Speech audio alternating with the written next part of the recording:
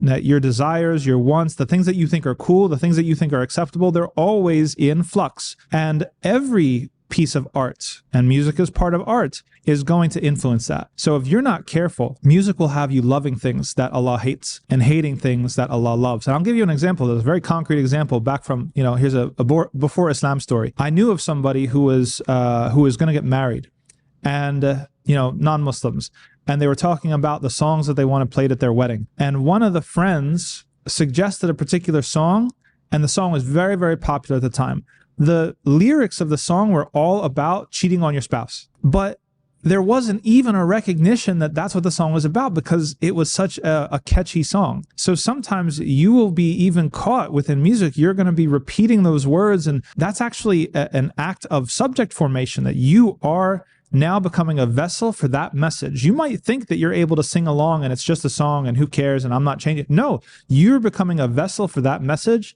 And now the message that that song contains is becoming slowly a possibility for you to act upon. Another dangerous component of music is for the performer, right? And as someone who used to be a musician before Islam, I can tell you that to be a performer is to put yourself in a very spiritually sensitive position, that you've got people looking at you and admiring you in a certain way. It very much leaves you susceptible to arrogance. People talk about Beyonce and stuff like that. Like, she has like an alter ego for herself when she's on stage or something. Like, this is real. Like, you have almost like an alter ego when you're on stage, that you are performing for other people. And sometimes it's hard to get out of that. Sometimes you end up being swallowed by your alter ego, that performer who you are, that sort of alienated or mediated version of yourself that's packaged for consumption. Sometimes it can overtake the real you, and it can lead you down to a very, very harmful and destructive path. And there's other considerations when it comes to performing music or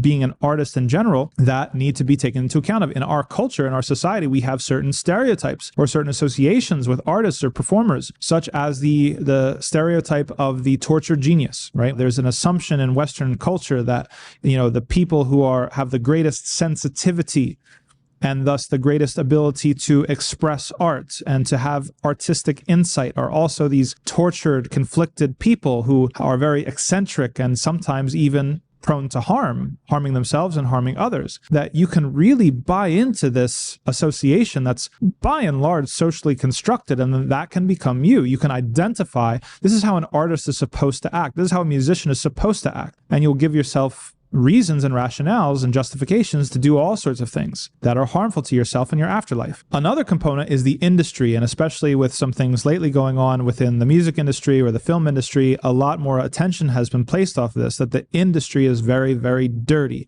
Now, I'll take it one step further. Not just is the industry dirty, but the industry itself, the fact that the industry exists, is a consequence of capitalism, meaning that if you take people who do nasheed, such as Dawood Warnsby and other people, that they've made a distinction, or they've articulated a distinction between community music, which might look like a nasheed, or it might look like a poem that everybody knows, right? Versus commercial music.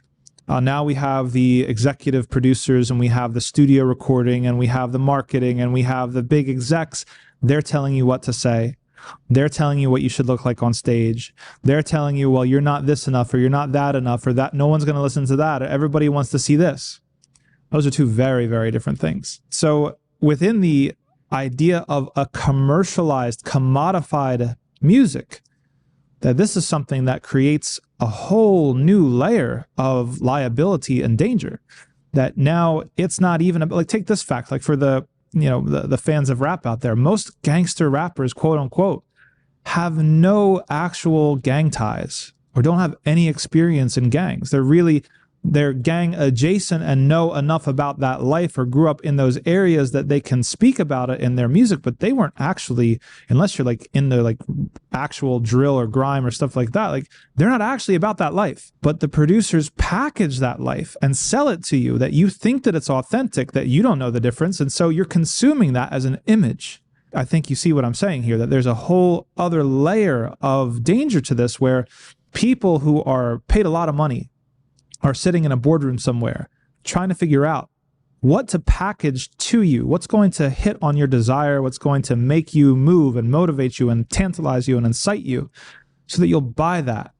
and consume that and keep on coming back for more.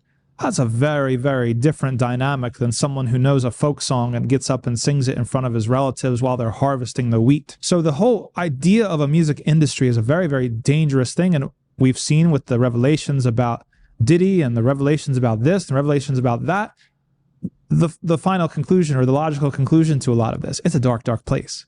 It's a place that you don't want to be anywhere near. And so some people will argue and they'll say, well, you know, music is beautiful and God is beauty, or Allah is al-Jamil and he loves beauty. But let's not get it twisted. Allah is beautiful and he loves beauty, but not all beauty leads to God. Some beauty is simply desire. Some beauty is base. Some beauty is calling you to your worst self.